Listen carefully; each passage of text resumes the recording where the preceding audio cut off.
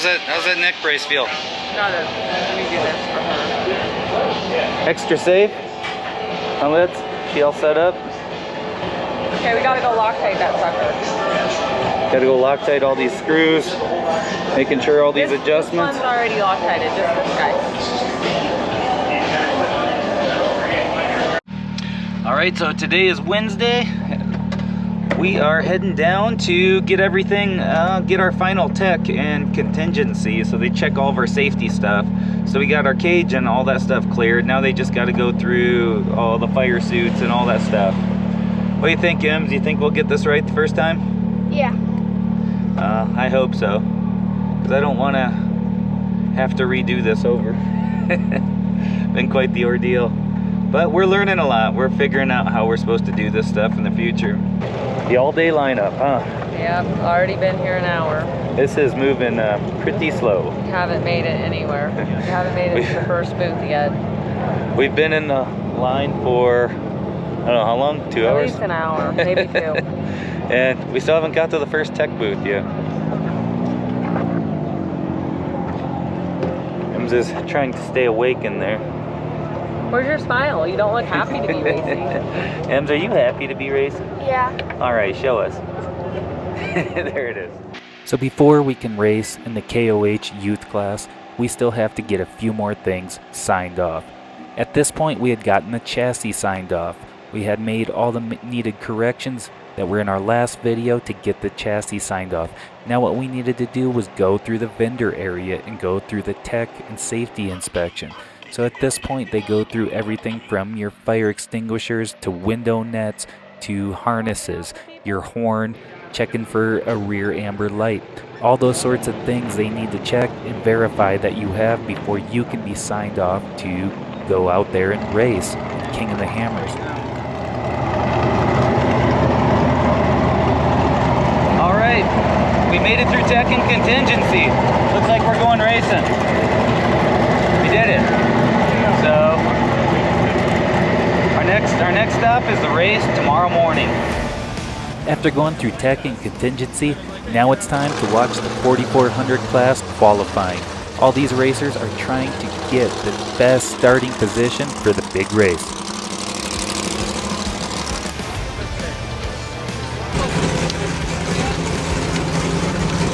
These are the biggest, baddest cars that are going to be out on the lake bed this week. So it's always awesome to watch these drivers push their limits and try to get their best qualifying time.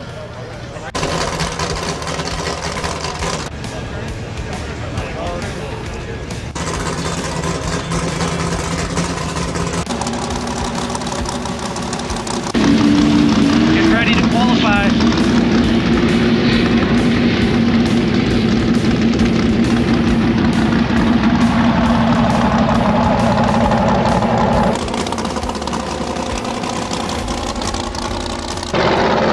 There's well over 100 different cars that are out there qualifying. At this point, Paul Horschel is lining up for Power Hour. That's around a dozen or so of the top drivers lining up with all eyes on them. We rush back from the starting line to find a good spot to watch the qualifying. Paul Horschel and Mitchell Sweat ready for the green flag.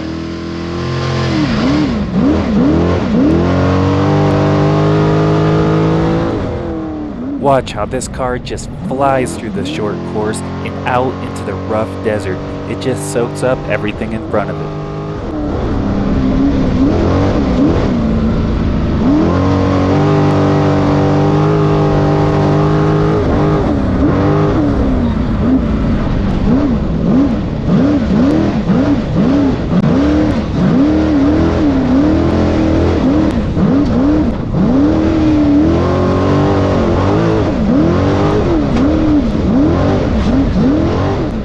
After looping around the desert, they go up and over the rock crawling trail known as Resolution.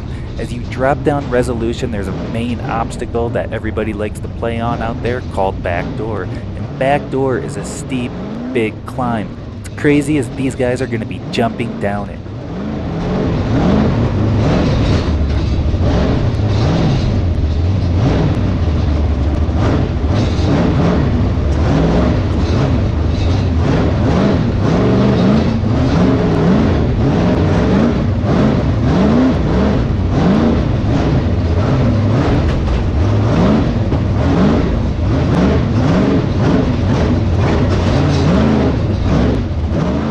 The rocks down through this section are so much bigger than they look from the live feed out at King of the Hammers.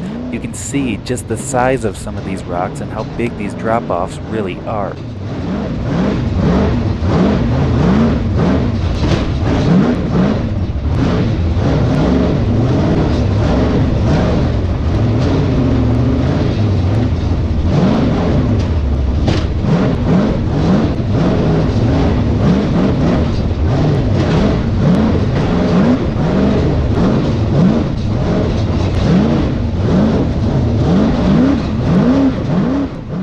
Somewhere down in this area, they end up losing air in one of the front tires, so they're heading towards a large backdoor drop-off with no air in one of the front tires.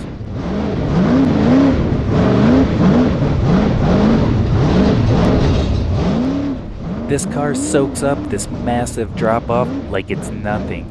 However, due to the lack of air in one of the front tires, we believe it ended up damaging one of the rear tie rods.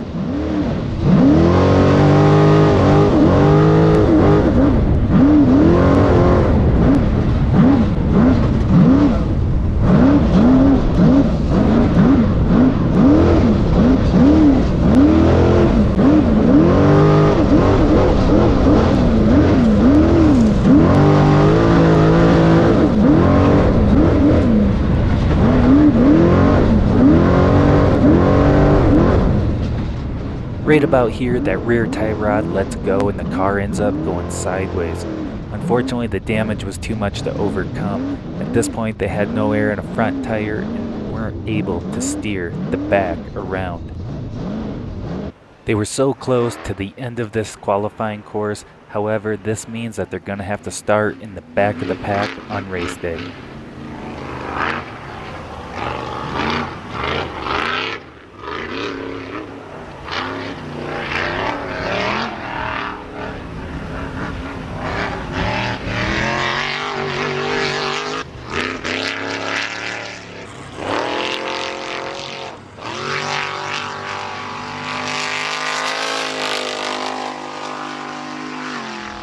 We took Emily over to meet Bailey Campbell. Bailey started racing when she was only 15 years old in the Ultra 4 Unlimited class. She let Emily get into the car and see what it felt like in the driver's seat. Bailey's a great role model for Emily to look up to. All right, race day morning. We're just about ready to go. Went through the UTV last night, just double checked everything, went through retorquing all the lug nuts and suspension bolts and all that stuff. Did a little bit more pre-running the rocks, just the rock crawler again last night, just to look at the lines, and I think we're ready to go. How you feeling, Ems? Good. Yeah? Exciting? Yes. Very exciting. Well, hopefully this weather holds off. It's a little windy, possible rain coming. So it'd be nice if we could finish this before it starts raining on us. Hi, Ems. Yeah. How else you feeling? Excited. Excited? Yeah. It's Calm. an exciting day. Right, super exciting day? Yeah. Having fun. You'll get to be one of the youngest kids to ever compete in King of the Hammers. We're just gonna go out and try to keep our pace, and we just really want to finish, just cross that finish line. All right, it's just moments before the race. We're getting lined up here, figuring out where they're going to stick us. We're going to be one of the very last ones to start. We're like third from the last. As they ended up lining us up, it seems like somehow we got out of order. It seems like there were a few last-minute entries.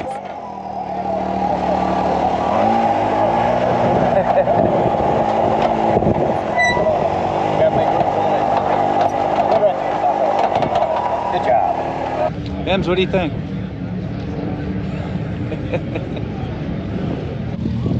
Getting all strapped in here. We will be taking off here shortly. All this stuff's so restrictive, it's hard to move.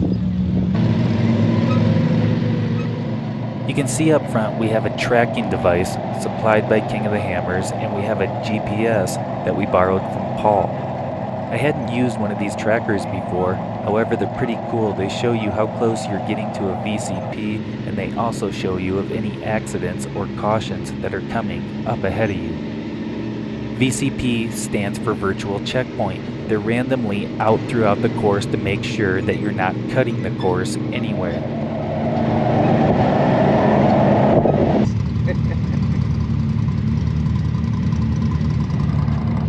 Alright, we are just waiting for our turn to go. They are making sure the course is cleared. And yeah, we're just sitting here patiently waiting, fully strapped in. It sure is a chore getting all this stuff on. It's you know, it's pretty difficult to stop and have a bathroom break when it takes forever. It takes 10 minutes to get re-strapped back in, but so we just gotta try and make this whole thing without stopping. Patiently waiting for our turn to go. That's one of the hardest parts, is just sitting there waiting to get that green flag. As he tells you to keep pulling up. Keep going, stop. Wait, what are we watching? Where are we watching? Okay, can you see it? Go. Now it was our turn to go. We got the green flag.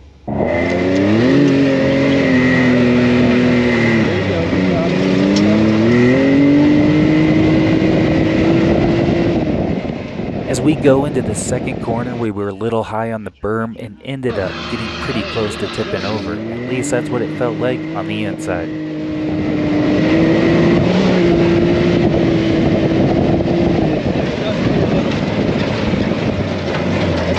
There you go. This part of the course was actually really rough. That's why we backed off just a little bit to get out of that dust cloud so we could see any possible G-outs that were coming up.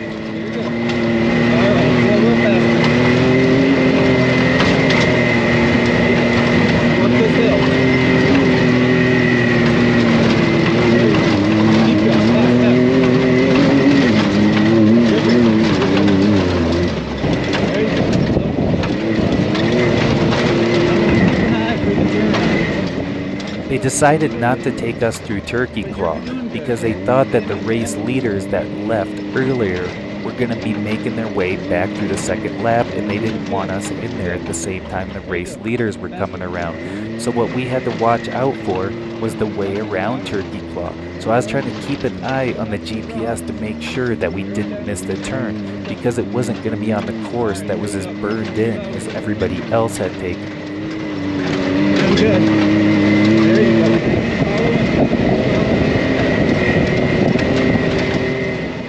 We ended up taking a corner a little early, and then that got us out into the bushes, and we had to get back on the course, and by that point the two behind us had already gotten around us.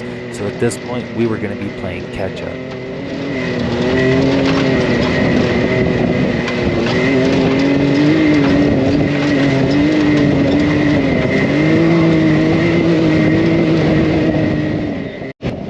After we got past the Turkey Claw bypass, this is the point that the course gets a little bit faster and plays more in the favor of the long wheelbase of the Can-Am. The long wheelbase should be more stable in the whoops. However, neither of us are used to desert racing or really actually pushing our Can-Am for anything more than just trail wheeling. At this point, Emily's averaging just under 50 miles an hour. I know that we gotta push up the pace to try to catch up. We got into this stretch, which got really fast and smooth. At this point, we were pushing up more in the 65 to 70 miles an hour.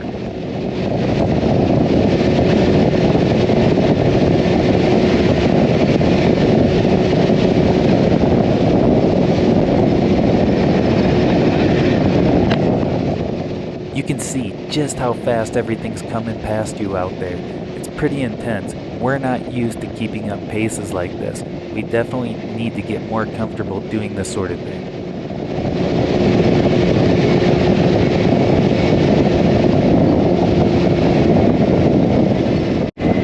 It wasn't long before we would get warnings on the tracker of other people that were broke down.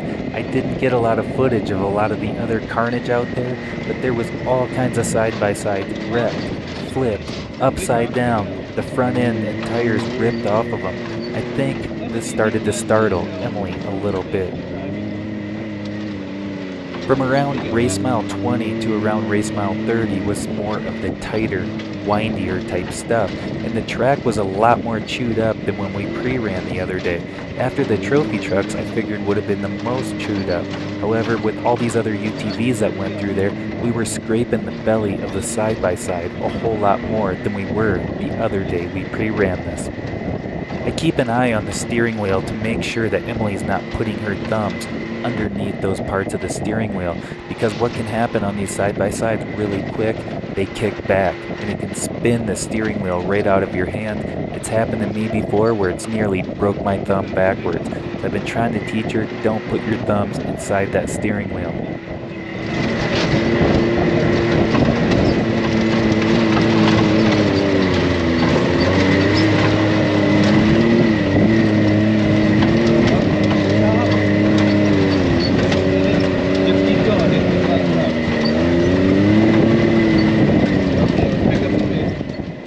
Around 30 miles in, we're out there passing remote pit 1. You can see off in the distance.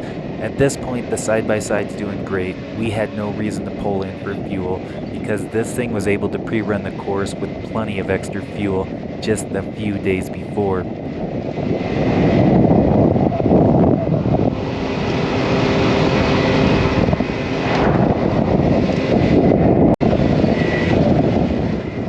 After remote pit 1, there were these big open fast sections with big rolling whoops. However, once again, things just felt rougher than the other day we were out here. I felt like everything was just more choppy.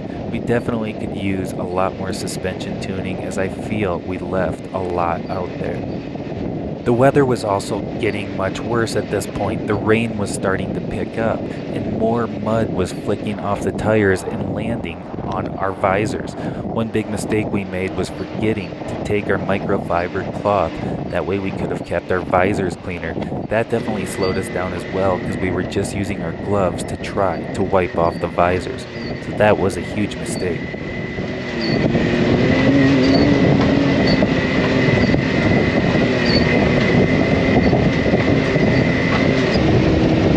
I kept reminding Emily to pick up the pace, but trying not to push her past her comfort limit. Once again, this is all new to us.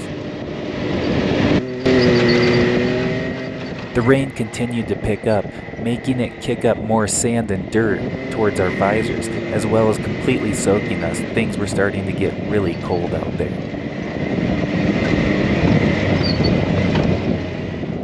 On our way to Resolution, we came around the corner with a massive plume of black smoke. As we got closer, we seen somebody's razor burning to the ground, which is super sad because that's someone's dreams right there of racing out at King of the Hammers, completely burning to the ground. It's also a reminder on why we wear all this safety gear.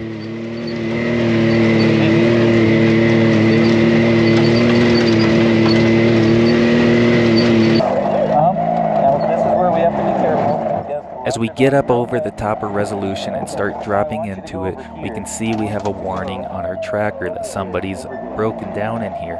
It's also getting really wet and the rocks are really slippery. We're not holding our lines very well.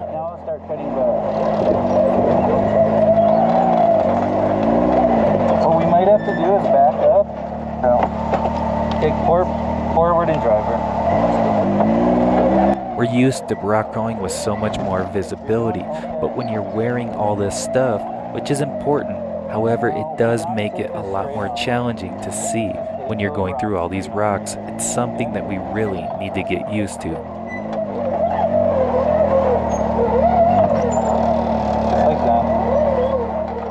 With the long wheelbase on this Can-Am, we really have to choose our line carefully, because what we're doing to make these corners is we had to back up, essentially like doing a front dig and spinning the front into place, and then we would just slide over the rock going forward with our long wheelbase. Get this down there, you can start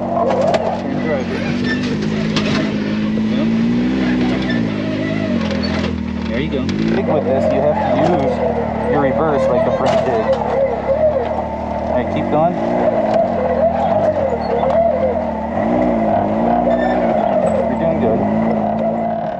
Up ahead, we see one of the drivers getting out and abandoning his side-by-side off on the trail. We had no idea why he would just leave it parked right where he's at. On the left side, there's another side-by-side being winched over by some of the course workers.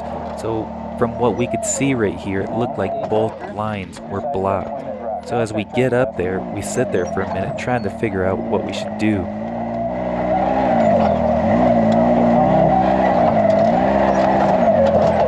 There you go. Now stay high up on this. Stay up here. Now start turning. Now start turning, driver.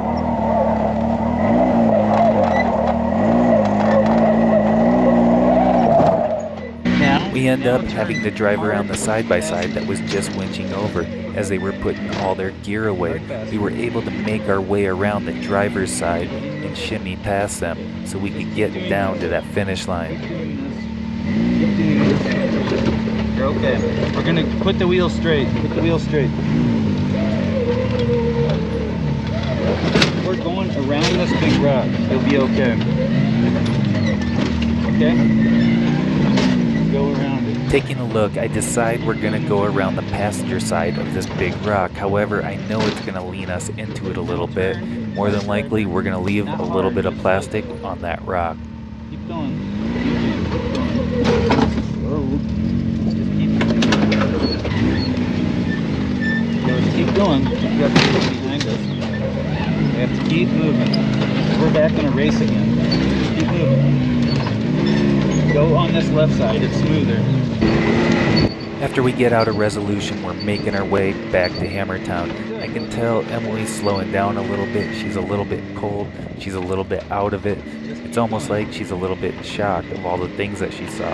So I just try to keep reminding her, let's pick up the pace and finish this off. You're up there.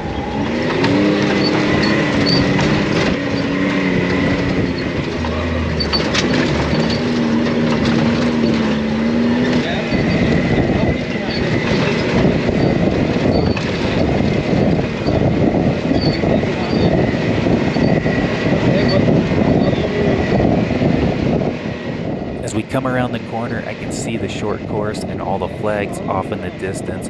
We're almost back.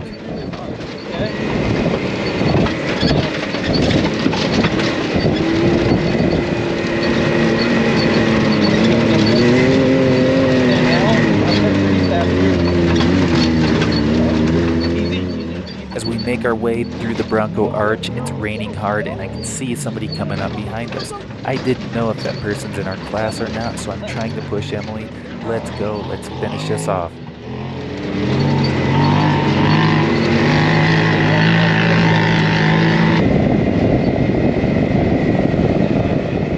Driving through this short course to the finish line is such a great feeling. As this rain's picking up and it's getting colder, we're excited to finish this race off.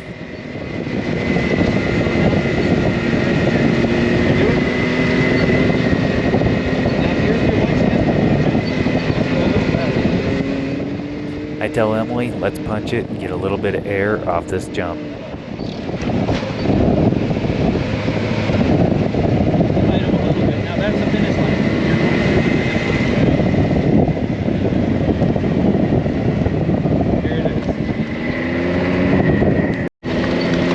As we drive back into Hammertown after finishing, we've got Pam Hall, one of the announcers there, to greet us.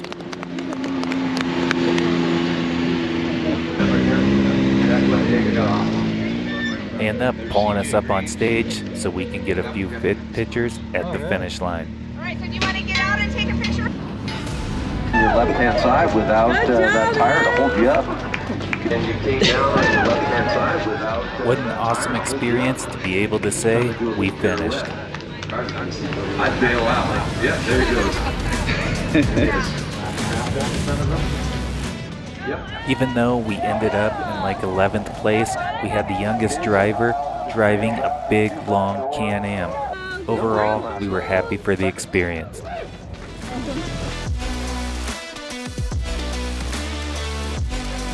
you want to go over there where they're all staking out? Okay. They're all doing, so. Yeah. All right, sounds good, Em. Can you pull her over there? That's better. Me too. I was like, if you finish and you're smiling, like, exactly. That's like a championship for me. Congratulations on the finish.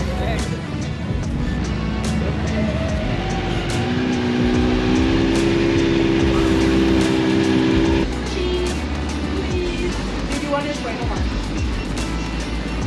Okay.